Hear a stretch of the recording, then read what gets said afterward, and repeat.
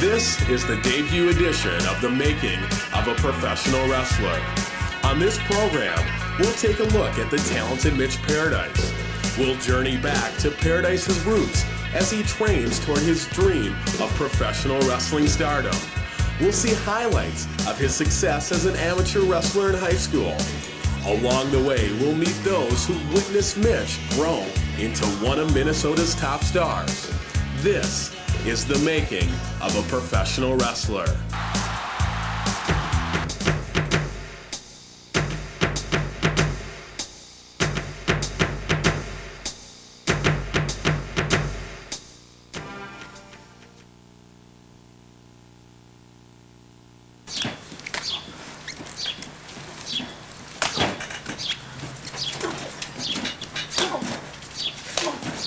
Welcome to the Eddie Sharkey, Terry Fox School of Professional Wrestling. This is where men and women of all ages train to become a professional wrestler. They learn how to land, they learn the moves, they learn the psychology, and so much more. One of those wrestlers is 26-year-old Dan Mitchell. He wrestles under the name of Mitch Paradise. Over this program, we're going to get to meet Mitch Paradise and find out how much it takes to become a professional wrestler. Dan Mitchell, the youngest of 12 children of Vince and Viola Mitchell, grew up a fan of professional wrestling. After church on Sundays, sit down with the family and watch AWA professional wrestling, and I'd imitate some of the guys like the Sheik and, get in trouble for it from my folks, and, Sheik's a freak and stuff like that. As Dan hit his teenage years, he began to idolize pro wrestling and a number of its stars. When I was a teenager again is when I really picked up on it with the World Wrestling Federation, Hulk Hogan, idolizing all the stars on TV. They were bigger than life to me. Eventually, Dan started lifting weights. Well, in junior high, my life was pretty miserable. From the time I got to school in the morning, most days till it was time to go home, I was running from the bus to the school and back from the school to the bus, running from bullies, and just got tired of it and started lifting weights and thought it might save my life, Dan took lifting weights so seriously that he had his older sister videotape him working out. No, Dan, you're wimpy. Bye. We're looking at 100 pounds. I'm a preacher girl. This is for Dan to look at when he's old and wimpy. And he can look at it and say, I used to look like that.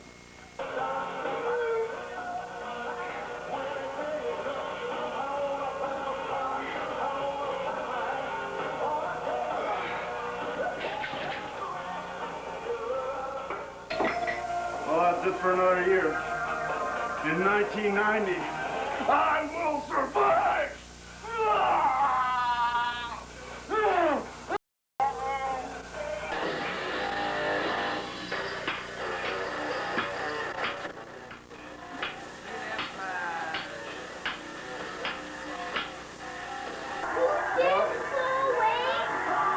That's it for another year. Remember something. Whether you like it or don't like it, get used to it, because it's the best going today.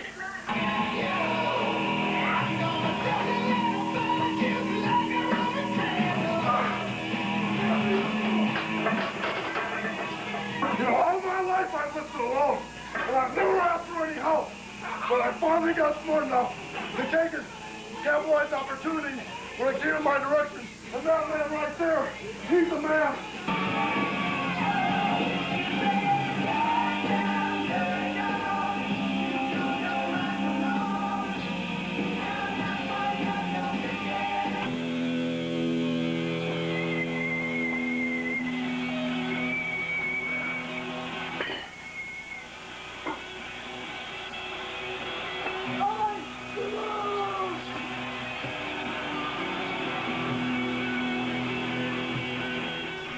Dan's desire to become a professional wrestler grew as he went through high school.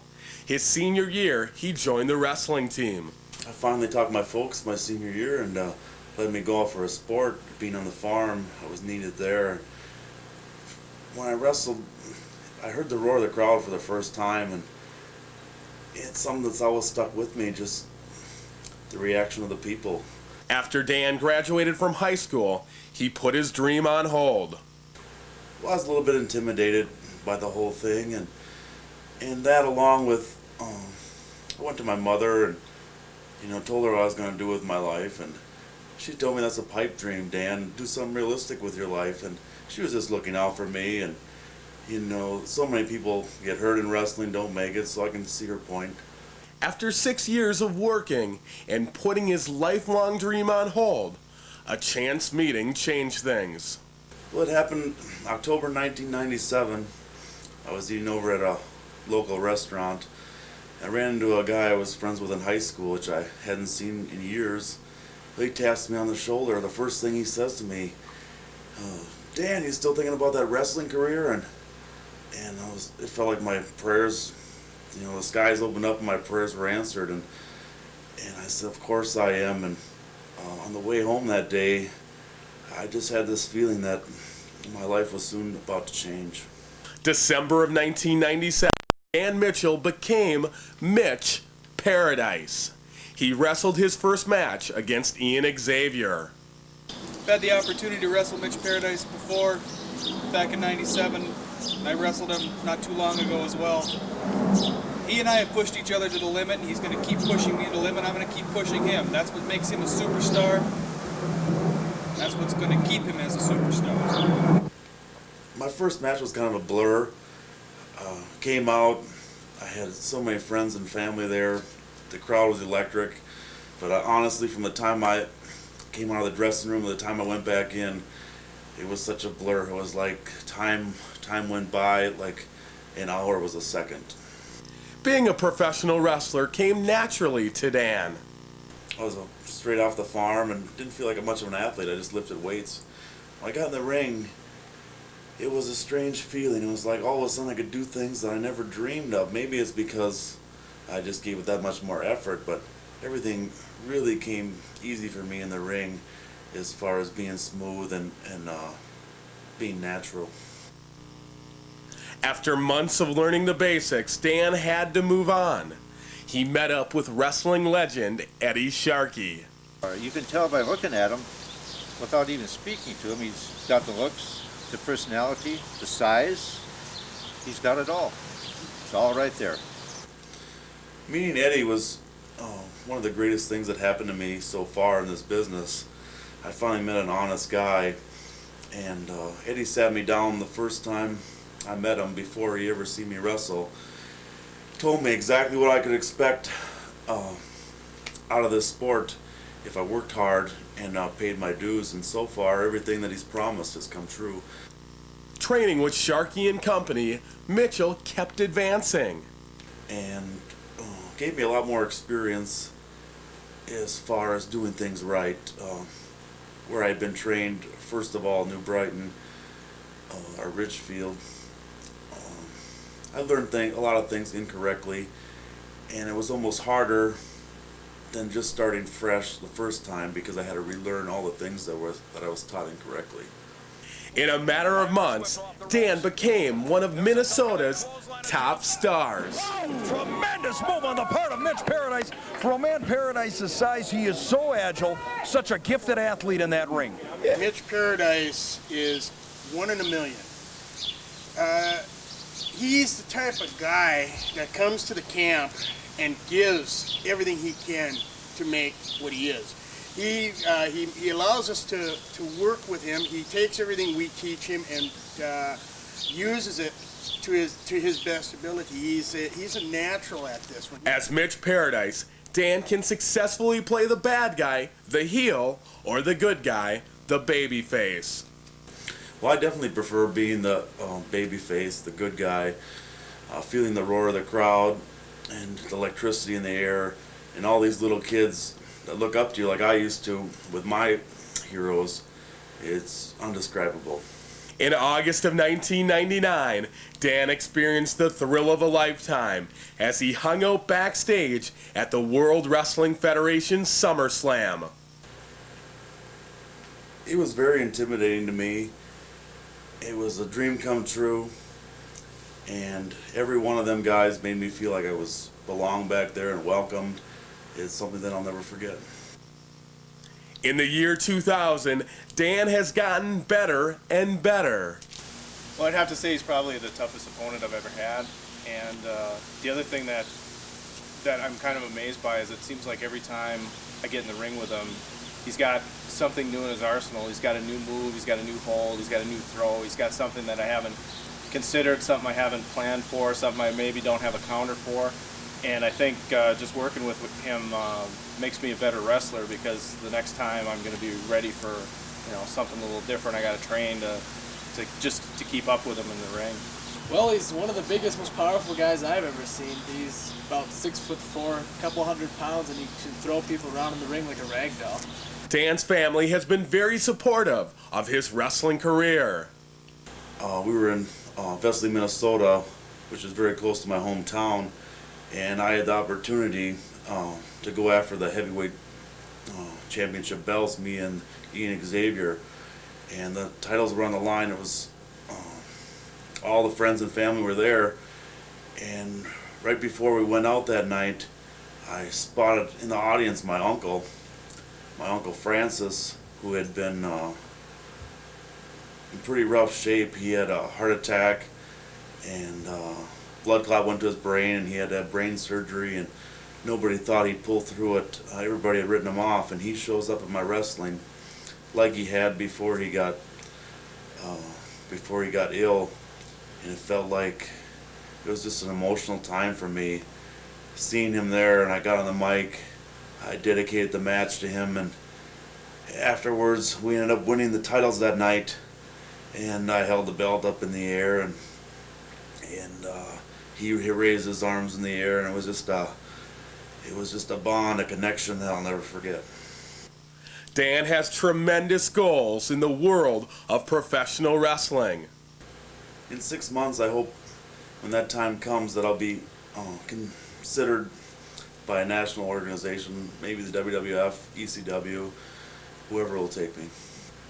In 2 years, I hope to be working for a national company, being on the road, flying all across the country, and fulfilling this dream. In 5 years, I hope to have already wrestled a couple of years in the big time, and God willing, I hope to be in one piece and maybe on top of the world. Now let's take a look at Mitch Paradise, the alter ego of Dan Mitchell.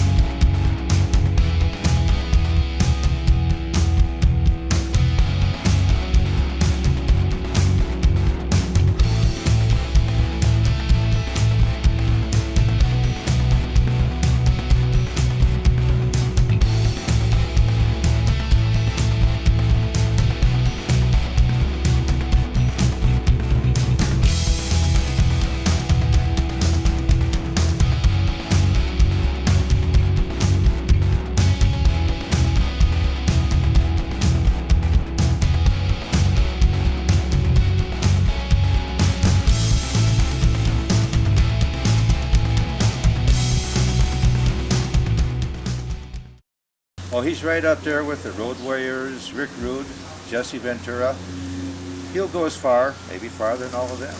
Makes as much money too. I see him going to one of the big three. And I think that'll be real soon, that you'll be seeing him on one of those national television shows. The story of Dan Mitchell is an exciting one. He's never lost sight of his dream of professional wrestling stardom. Keep your eyes open, because you are bound to see more of Mitch Paradise. This has been the making of a professional wrestler.